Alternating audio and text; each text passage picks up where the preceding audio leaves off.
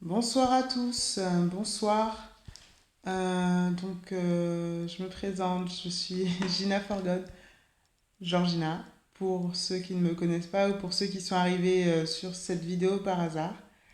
Je suis une jeune femme de 25 ans qui a à cœur de partager le maximum ce que Dieu peut me donner.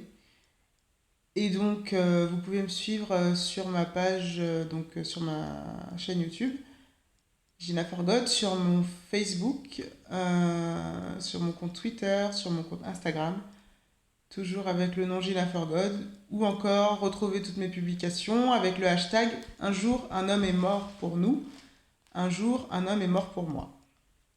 Voilà pour la présentation. Donc ce soir, je voulais vous partager une pensée, quelque chose qu'on m'avait dit il y a un an et demi et que je trouve super important, donc je voulais vous la partager, puis en faire profiter le maximum de personnes de cette information. Un jour, j'étais à un enseignement, un institut biblique, lors d'une formation sur la pédagogie chrétienne.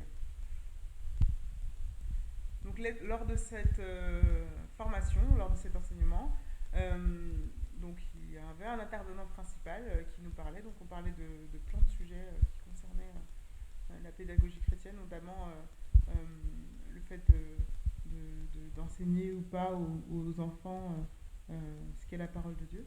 Mais nous parlions de vraiment plein d'autres sujets. Et donc, on a été amené discuter en fait du mariage et de tous les engagements que ça nécessitait.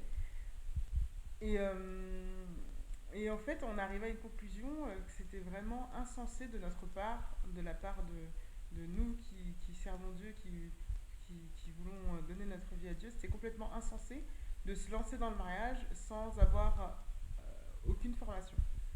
C'est-à-dire que on se forme pour un tas d'autres choses qui ne sont même pas de Dieu. Pour monter son entreprise, pour trouver son futur métier, on va à l'école, on apprend pendant des années. Et quand il s'agit du mariage, une des choses les plus importantes de nos vies, en fait, on néglige ce côté formation, enseignement et recherche. Et donc, euh, et donc, quand il a dit ça, en fait, on parlait, et puis quand on est arrivé à cette conclusion tous ensemble, j'ai trouvé ça complètement juste et pertinent.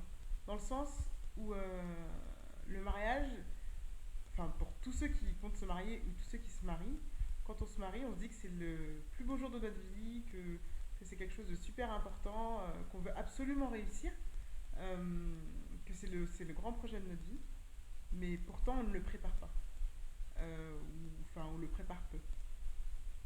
Alors qu'il y a une richesse au niveau de ce que nous enseigne la Bible, une richesse au niveau de ce que des évangélistes, des servantes et des serviteurs de Dieu ont fait. Il y a vraiment une richesse sur ce sujet. Et parfois, on ne prend pas le temps se renseigner, d'aller lire. Il doit y avoir plusieurs causes.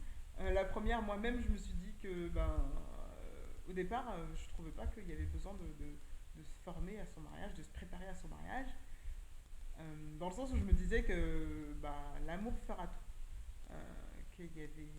Que ça coulait de source, que de toute façon, les choses couleraient de source et qu'il n'y avait pas besoin forcément de grande préparation. Voilà. Et je trouve pas ça faux. Donc l'amour fera tout dans le sens où quand on est inspiré de l'amour de Dieu, l'amour peut faire vraiment beaucoup de choses. Mais on a aussi parfois, et souvent je pense, besoin de lire les choses et de les entendre, d'être percuté par ces choses-là, pour les avoir en tête le jour où une situation, une épreuve se, se dresse devant nous. C'est-à-dire que par exemple, tout bêtement, une chose que j'ai lue dans un livre d'ailleurs de Gary Chapman, que je vous conseille fortement, qui disait que avant le mariage, il était bien de se préparer et donc de prévoir un peu toutes les tâches que chacun ferait. Donc, Moi, je trouvais ça complètement inutile, on va dire, et je me disais que bah non, enfin, le jour où on se mariera, le jour où on vivra ensemble, on verra bien qui est-ce qui fera quoi, et pas besoin de le prévoir.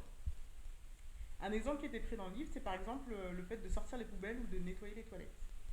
Euh, En fait, enfin, l'exemple du livre, donc je vous raconte ce qu'il y a de noté dans le livre, c'est par exemple, en fait, moi j'ai vécu avec ma famille, avec mes parents. Ils ont certaines habitudes qui me disent de enfin, je vois qui sort les poubelles et qui nettoie les toilettes.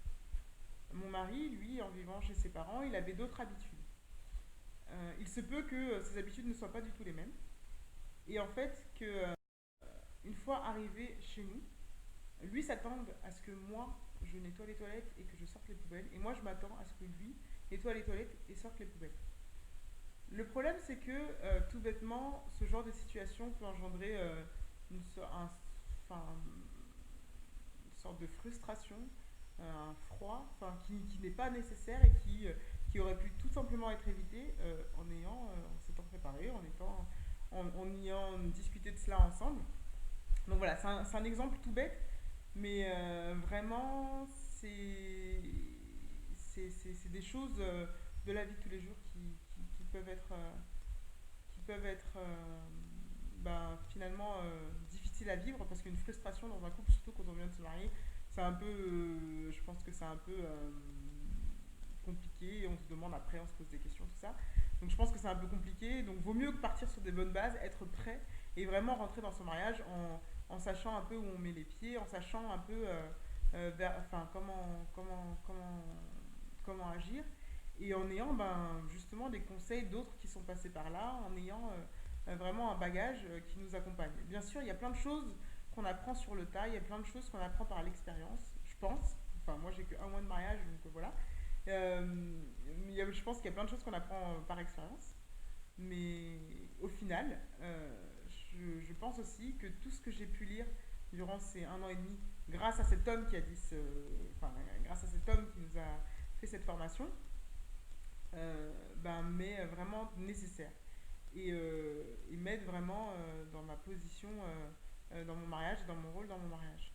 Donc voilà, c'est un petit partage que je voulais faire avec vous.